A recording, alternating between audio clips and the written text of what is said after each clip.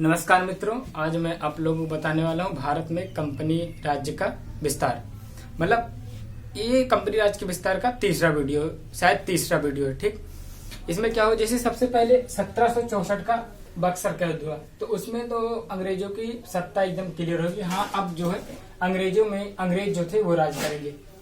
मतलब 1764 से लेके 1756 तक पूरी तरीके से पूरे इंडिया में क्या हो गया, पूरे इंडिया में हो गए अंग्रेज। मतलब 1764 से लेके 1756 तक पूरे इंडिया में अंग्रेज हो गए। और इस वजह से अंग्रेजों ने 1764 से लेके 1756 तक अपने हिसाब से वर्क किया। इस वजह से 1857 की क्रांति हुई। ठीक, 1857 की क्रांति के विषय में बाद में पढ़ा जाएगा, लेकिन ये जो भारत में कंपनी राज्य का विस्तार है 1764 के बाद से कैसे विस्तार हुआ, तो उसमें सबसे पहले क्या है ना कि सबसे पहले जैसे ये ये जो चारों बिंदु लिखे गए हैं, जैसे ब्लेजली की सहायक संधि, एक लॉर्ड ब्लेजली आया भारत में और लॉर्ड ब्लेजली ने सहायक संधि के हिसाब से एक अपना जो है कानून लेके आए। उसमें क्या था कि जो राजा सहायक संधि के अंतर्गत आ जाता उसको जो है, यदि किसी भारतीय राजा से युद्ध होता तो उसको सेना दी जाती।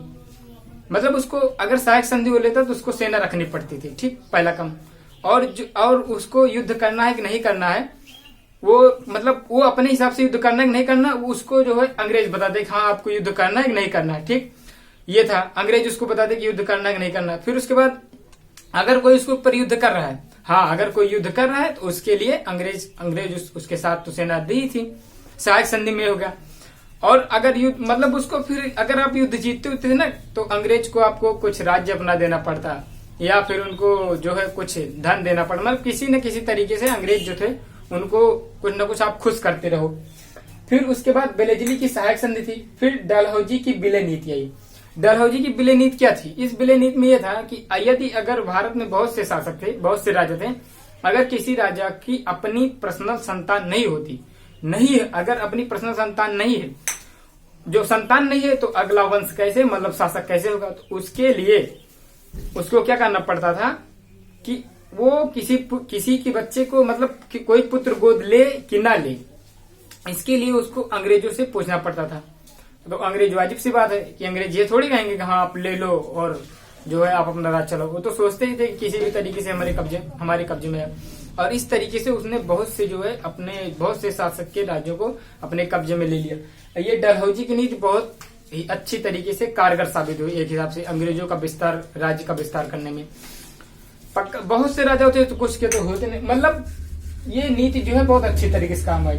फिर उसके बाद कुशासन का आरोप लगा के, और अंग्रेज इतने दिमागदार होते थे कि उन्होंने जैसे जब कोई राजा किसी भी तरीके से उनके फेवर में नहीं आता था उसको उसके ऊपर भ्रष्टाचार या कुशासन या ऐसा कुछ आरोप लगाते थे जिससे जनता भड़क जाए। और क्या करते थे, उस राजा को किसी न किसी तरीके से अपने अधीन कर लेते थे और उसका भी राज्य जो था उन्हीं के हिसाब से हो जाता था। और युद्ध में पराजित शासक को स्वाधीन कर दिया। और जो राजा उनसे युद्ध में पराजित हो जाता था उसके लिए तो काल थे ही। अगर कोई राजा उनसे युद्ध में पराजित हो जाए तो उसको इस तरीके से हैंडल करते थे कि या तो उनके एकदम अधीन हो जाए और दोबारा युद्ध न करे, और इसी तरीके से करते भी थे। और राजा जो है हमेशा के लिए उन्हीं के अंडर में हो जाता था। ठीक, और ये सब होने में जो है, और ये सब होता था। उसके बाद क्या था ना, जैसे एक था हैदर अली, और इन सब में एक आंग्ल मैसूर युद्ध हुआ। आंग्ल मैसूर युद्ध का था, 4 आंग्ल मैसूर युद्ध हुए थे, 4। और इन चारों में जो युद्ध होने का रीजन क्या था आपको मैं बता दूं। जैसे हैदर अली 1761 में जो था वो शासक बना। ये जो विजयनगर साम्राज्य था, विजयनगर साम्राज्य जो था ये कहाँ था, ये मैसूर। सबसे पहले आप समझिए, सबसे पहले ये हो गया कर्नाटक। ठीक, क्या हो गया, ये हो गया कर्नाटक में था मैसूर। और मैसूर में था क्या, मैसूर में था क्या कहते हैं, विजयनगर साम्राज्य। मतलब ये कर्नाटक, मैसूर, विजयनगर साम्राज्य तीनों। और ये विजयनगर साम्राज्य,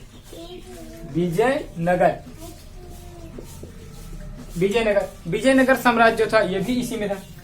तो विजयनगर साम्राज्य का तो अंत हो गया और उसके शासक गए, लेकिन उन शासकों का जो सेनापति था वो था हैदर अली। और हैदर अली बहुत तेज और दिमाग का बहुत फास्ट था। पढ़ा लिखा नहीं था लेकिन दिमाग से बहुत तेज इंसान था ये, दिमाग का।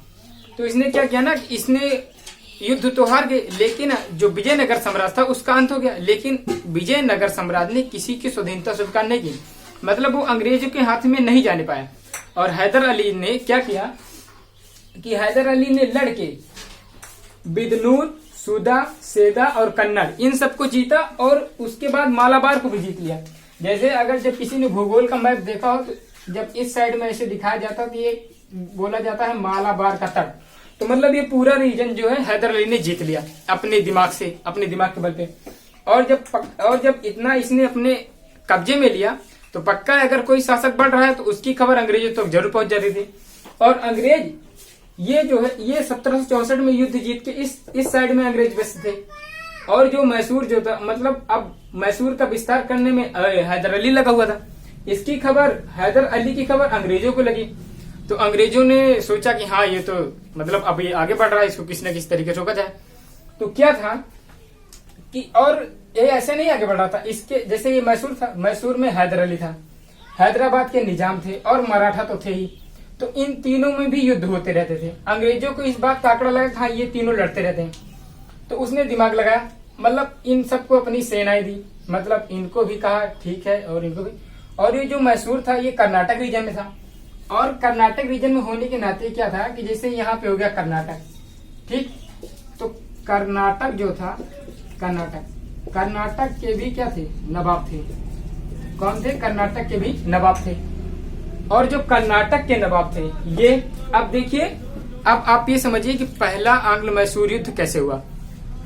पहला जो आंग्ल मैसूर युद्ध था वो 1767 से लेके 1769 ईस्वी तक हुआ। 1767 ईस्वी से लेके 1769 ईस्वी तक। इसमें क्या हुआ था कि सबसे पहले ये दिमाग लगाया गया कि ये जो कर्नाटक का नवाब था, ये कर्नाटक का नवाब इसने क्या किया, सहायक संधि ली। सहायक संधि लेके ये अंग्रेजों से सेना मंगाया, ठीक, और अंग्रेजों से सेना मंगाई इसने। और उसके बाद क्या हुआ, मराठा और हैदराबाद इन तीनों को मिला लिया। खुद हो गया कर्नाटक का नवाब, हैदराबाद के निजाम को मिलाया और मराठाओं को मिलाया, ठीक है। इन मराठाओं को कहा कि आप लड़िए, आपको पैसा दिया जाएगा, आप जो कहीं वो दिया जाएगा, ठीक। हैदराबाद का निजाम था, इसको भी यही झांसा देगा, आपको पैसा और जो क्षेत्र था वो भी दिया जाएगा, ठीक।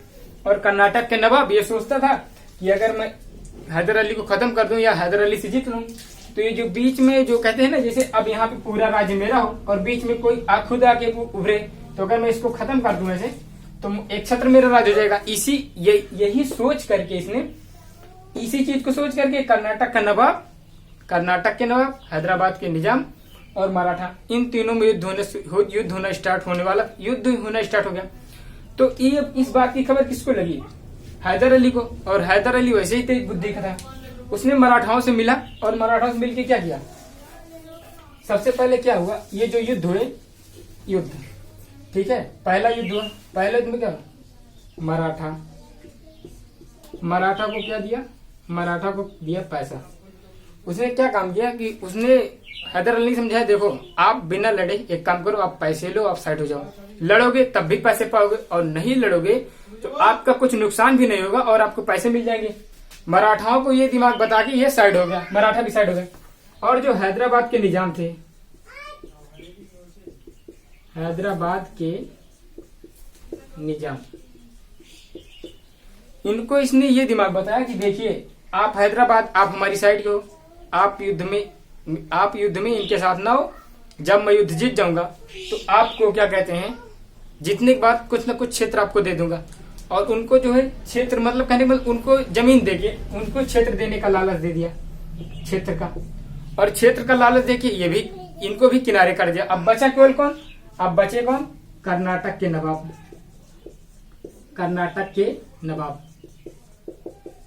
अब बात समझिए। और कर्नाटक के नवाब नहीं मानेंगे, वो इसलिए नहीं मानेंगे क्योंकि उन्होंने सोचा कि ये बीच में रह के, मतलब वो नहीं माने कर्नाटक के। और ये युद्ध जो है डायरेक्ट किनके बीच हुआ, हैदर अली और कर्नाटक के नवाब के बीच में युद्ध हुआ। और कर्नाटक के नवाब की सहायता करने के लिए कौन थे, अंग्रेज थे, वो उनकी सहायता करते थे। तो उन्होंने सेना दे दी और युद्ध होता रहा।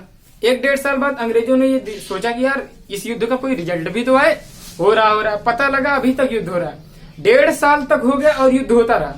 तो अंग्रेजों को इस बात को पता चली तो उससे चले, अरे यार 1.5 साल में हमारा बहुत ज्यादा नुकसान हो जाएगा। जो हमको मिलेगा उससे ज्यादा हमारा नुकसान हो जाएगा। तो उन्होंने क्या किया, पता लगा अभी भी युद्ध चल रहा है हैदर अली से। तो अंग्रेजों ने जाके क्या किया कि वहां पे सुलह समझौता मतलब संधि करवा दी और युद्ध को रुकवा दिया।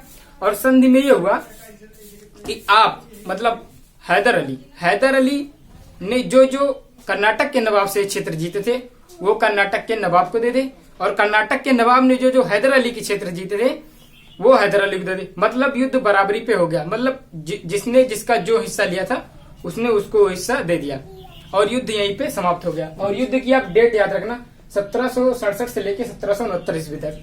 और इन तीनों युद्धों के बारे में अगले वीडियो में बताया जाएगा। आशा करता हूँ कि आपको वीडियो पसंद आई होगी। अगर वीडियो अच्छी लगी वीडियो को लाइक करें और दोस्तों के साथ शेयर कर दिया करें। और उसके बाद अगर आपको और कुछ चाहिए तो कमेंट करके जरूर बताएं। धन्यवाद।